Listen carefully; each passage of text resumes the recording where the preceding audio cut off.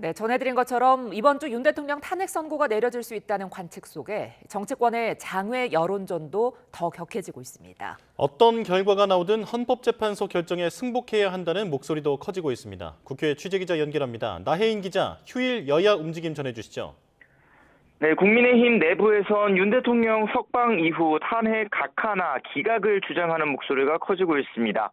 지도부는 장외 투쟁에 선을 긋고 있지만 여전히 당내 여러 의원이 헌법재판소 앞을 24시간 지키는 릴레이 시위를 이어가고 있고 탄핵 반대 집회에도 참석해 목소리를 내고 있습니다.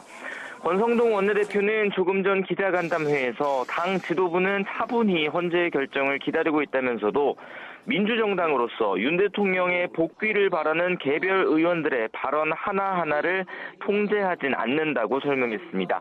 그러면서 어떤 결과가 나오든 헌재 판단에 승복하겠다는 게 국민의힘의 공식 입장이라고 강조했습니다.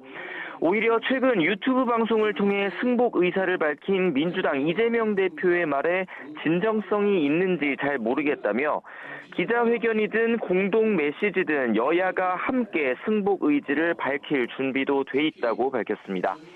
민주당 의원들은 윤 대통령 파면을 촉구하면서 국회에서 서울 광화문 천막농성장까지 8km 구간을 걷는 도보 행진을 닷새째 진행했습니다. 저녁까지 광화문에서 군소 야당 또 시민사회단체와 함께 탄핵 촉구 집회를 이어갈 계획입니다. 박찬대 원내대표는 헌재 선고가 늦어질수록 우리 사회가 극단적 대립 상황으로 치닫게 될 거라며 이번 주 가장 빠른 날에 탄핵 선고를 내려달라고 촉구했습니다. 국민의힘을 향해선 헌재 결정을 따르지 말라고 압박하고 기관을 겁박하는 일부 의원들의 행위를 중단해야 한다며 헌정 질서를 계속 뒤흔들면 심판당할 거라고 주장했습니다. 민주당은 윤 대통령 탄핵 선고 기일이 정해질 때까지 당 차원의 장외 행동을 유지하겠다는 방침인데 최근 테러 위협 제보가 접수된 이재명 대표는 일단 외부 일정을 최소화하는 모습입니다. 네, 정치권에선 우리나라가 미국 정부의 이른바 민감국가 목록에 들어간 것을 두고도 논란이 커지고 있죠. 네, 국민의힘 권성동 원내대표는 우리 정부가 미국과의 각종 기술 협력에 제한을 받을 수도 있는 민감국가 지정 여부를 사전에 알지 못한 건 잘못이고 달게 비판받아야 한다고 밝혔습니다. 다만 현실적으로 대통령과 국무총리가 동시에 직무정지 상태에 놓여 신속하고 긴밀한 대응이 어렵다면서 야당의 책임도 있다고 지적했습니다. 관세 전쟁 시대에 초당적으로 협력해도 모자랄 판에 거대 야당의 연쇄 탄핵 때문에 행정부 컨트롤 타워가 마비됐다는 겁니다.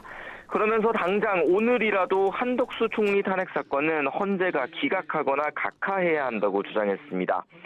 민주당은 이런 것까지 야당 탓으로 돌리느냐고 발끈했습니다.